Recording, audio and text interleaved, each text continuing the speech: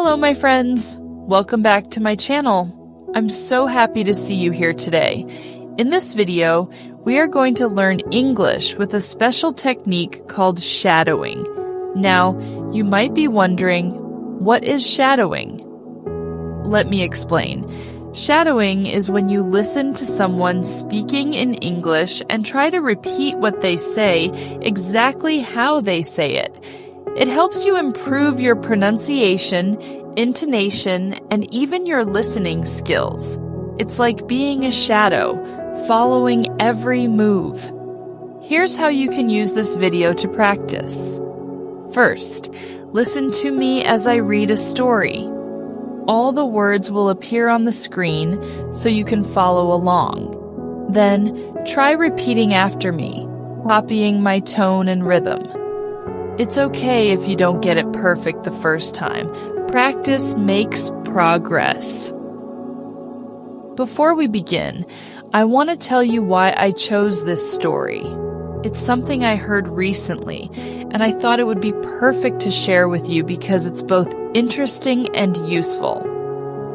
Today's story is about Sarah, a young woman who traveled to the United States for the first time.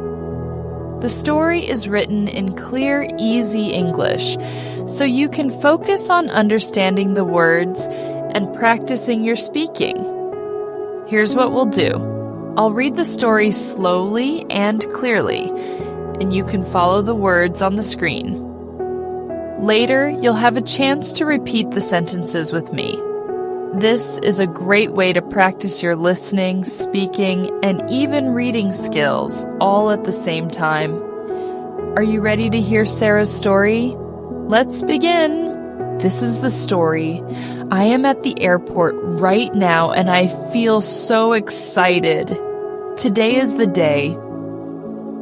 I am flying to New York City for the first time. I have my ticket, my passport, and my bags. Everything is ready. I arrive at the check-in desk and hand my ticket to the lady. She smiles and says, "Here is your boarding pass. You are in seat 17C. Have a good flight." "Thank you," I say. A window seat. Perfect. I love looking out of the window when I fly. I go through security and it takes forever. The line is so long, but I finally get through. Now I am at gate 23, waiting to board my flight. After some time, I hear the announcement. Flight 567 to New York is now boarding. Please line up by group number. My heart races. This is it. I get on the plane and walk down the aisle looking for my seat, 17A. When I reach my row, I stop. Someone is sitting in my seat. It is a man in a blue jacket, and he is looking out of the window. I feel nervous, but I say, "Excuse me, sir, this is my seat." He looks at me, surprised. "Oh," he says, "are you sure? Let me check my ticket." He pulls out his ticket and looks at it. He says, "My ticket says 17A. I think this is my seat." Now I am confused. I pull out my ticket and show it to him. "See? My ticket says 17A, I say confidently. He looks at my ticket, then looks at me. He smiles kindly and says, "Okay, no problem. You can take the seat, I'll sit in the middle." I feel a little bad, but I really want the window seat. "Thank you," I say as I sit down. The plane takes off, and I look out the window. The clouds are so beautiful. I feel happy and relaxed now. The man next to me starts a conversation. "Are you going to New York for vacation?" he asks. "Yes," I say. "It's my first time. I want to see Times Square and the Statue of Liberty." "That's great," he says. "I live in New York. You'll love it. It's a busy city, but it's full of life." As we talk, I notice something strange. He doesn't seem upset about losing the window seat. He is calm and even friendly. After a while, the flight attendant comes by. She looks at me and then at the man. "Excuse me," she says, "but I think there's been a mistake." I freeze. "What mistake?" I ask. The flight attendant looks at my ticket. Then she looks at the seat numbers. "You are in the wrong seat," she says. "What?" I ask, confused. "This seat is 17A and it belongs to this gentleman," she explains. "Your seat is actually 17C, the aisle seat." My face turns red. I look at the man, and he just smiles. "It's okay," he says. "I don't mind the middle seat." I feel so embarrassed. All this time I thought I was right, but I was wrong. I should have been sitting in the aisle seat. "I'm so sorry," I say to him. "You were right all along." "Don't worry about it," he says with a laugh. "Mistakes happen." For the rest of the flight, I can't stop thinking about how kind he is.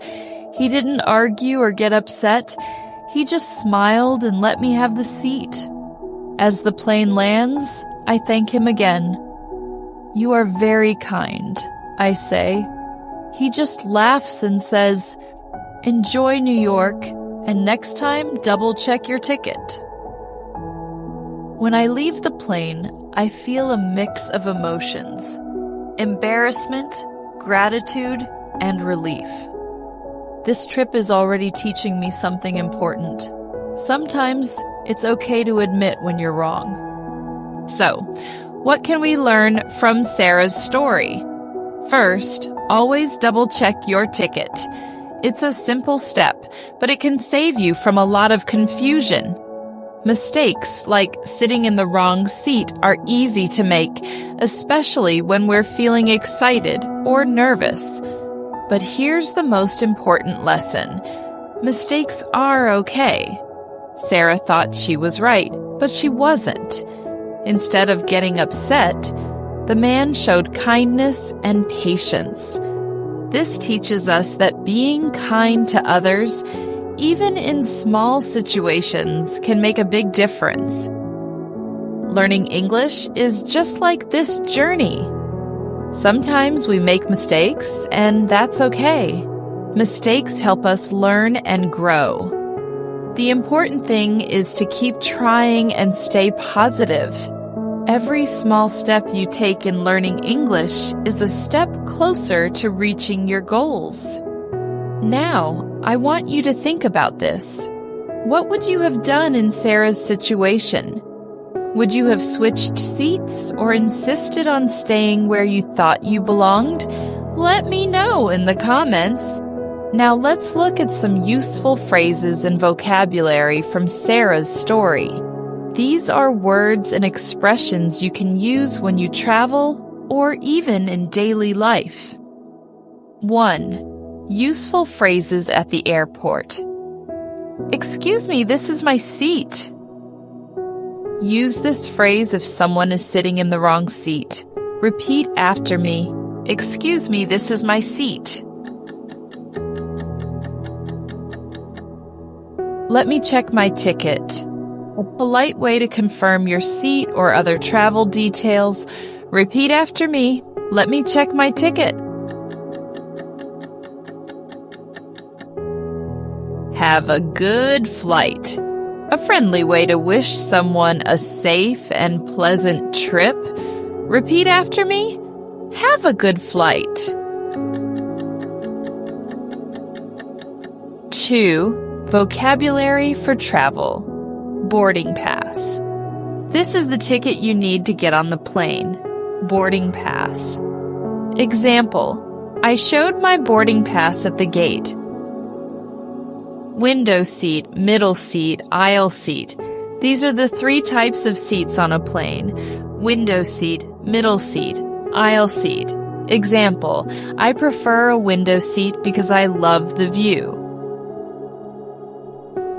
Security check. The process where airport staff check your bags and ID. Security check. Example, the security check took a long time today. Gate, the area where you wait to board your flight. Gate. Example, my flight is boarding at gate 23. 3. Phrases for polite conversations. Don't worry about it. A kind way to say that everything is okay. Don't worry about it. Example, I said sorry for the mistake, and he replied, don't worry about it. Mistakes happen. A comforting phrase to remind someone that it's normal to make errors. Mistakes happen. Example, when I sat in the wrong seat, the man said, mistakes happen. Enjoy your trip. A positive way to wish someone well on their journey. Enjoy your trip. Example, the flight attendant said, enjoy your trip. Practice time. Let's practice some of these phrases together. Repeat after me. Excuse me, this is my seat. Let me check my ticket. Don't worry about it.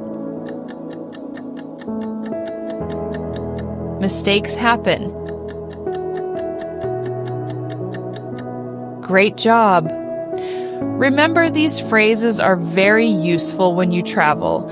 Try using them the next time you fly or even in other situations where you need to speak politely. Thank you so much for practicing with me today. I hope you enjoyed Sarah's story and learned something new. Remember, you can watch this video as many times as you want to practice your shadowing. Repeating the story will help you improve your pronunciation, rhythm, and confidence in English. If you found this video helpful, please give it a thumbs up and share it with your friends. Don't forget to subscribe. Before we go, let me leave you with this. Learning English is not just about words and grammar. It's about connecting with people, just like Sarah did on her trip. So keep practicing, stay curious, and enjoy the journey. See you in the next video.